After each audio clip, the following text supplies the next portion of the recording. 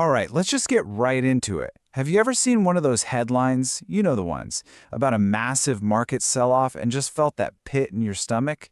It's a classic feeling for any investor, and today we're going to figure out what to do about it. Is it time to panic or time to pivot? So a buddy of mine calls me up the other day, and I could hear the stress in his voice. He saw a headline about some huge foreign fund dumping shares in a company he really believes in. And his question, man, it's one we've all asked ourselves at some point. Should I be worried? I mean, come on. Let's be real here. We've all been there, right? You're staring at your screen, you see that big, fat, unforgiving red candle just plummeting, and you feel your heart start to race. If you know exactly what I'm talking about, then this is for you. Okay, so our first instinct, our gut reaction is to panic. We assume the absolute worst. But what if I told you that hitting the panic button is often the single worst thing you can do? Let's decode what's really going on when you see one of these so-called big exits. It's so easy to think the sky is falling. But the reasons these big funds sell are usually, well, kinda boring. A massive fund isn't like you or me. They might just be rebalancing their entire global portfolio. Or maybe a bunch of their clients decided to cash out and they're forced to sell to cover it. Sometimes they're just moving money from one country to another for strategic reasons. And the key thing here is none of this might have anything to do with the actual health of the company you're invested in. So if you see a one-off event like this, just take a deep breath. More often than not, it's just what we call market noise. It's something to be aware of for sure, but it is not a fire alarm telling you to sell everything you own. But, and this is a really big but, there is a signal that you should absolutely pay attention to, a real warning sign. While those big funds are often just passengers on the ship, what we really need to do is watch the captains. What you're about to see on this next slide is probably the single most important distinction you can make, so stay with us for this. Okay, here it is. This is the core difference. On one hand, you've got the foreign selling. Those are the passengers. Their decisions are usually about broad strategy, and it can be just market noise. But on the other hand, you have the insiders, the captain steering the ship. And when they start selling, that is a potential red flag. That's based on an inside track. So what exactly is insider selling? Well, think about it. It's when the people with the most to lose, the owners, the directors, the top execs who run the company day to day, start quietly getting rid of their own stock. If the people who know all the company's secrets are heading for the exits, you have got to ask yourself why. Now, I know what some of you are probably thinking. The game is rigged anyway, so who can I even trust? And you know what? You're not wrong to be skeptical. So let's talk about how to see through all that noise and navigate a system that, let's face it, isn't always playing fair.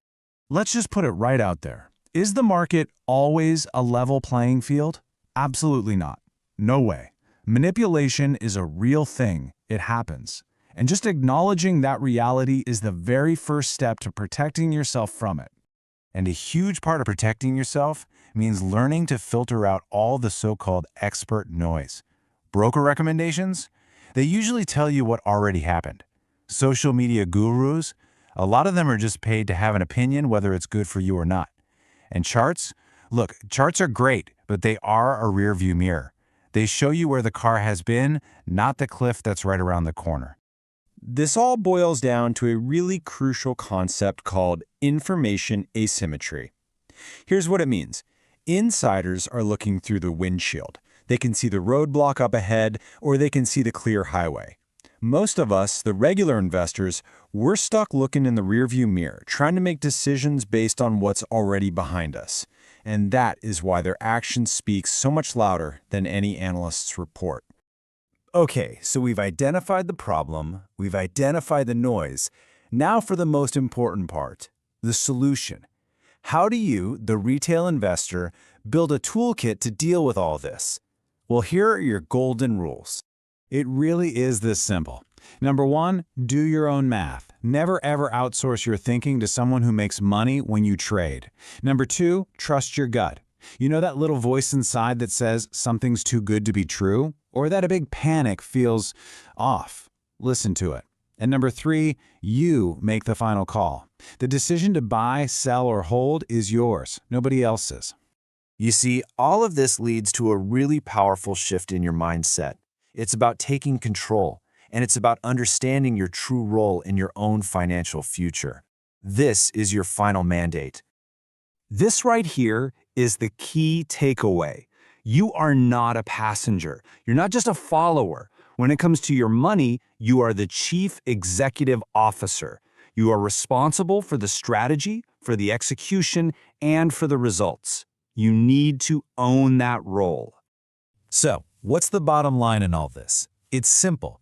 Stay vigilant about who is actually doing the selling. Stay skeptical of all the noise out there.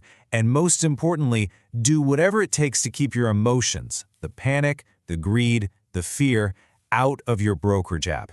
Make your decisions with your head, not with your racing heart. Hey, thank you so much for your time today. We really hope this gives you a clearer framework for the next time you see those big, scary headlines. For more insights just like this, you can always find us right back here at King's Academy.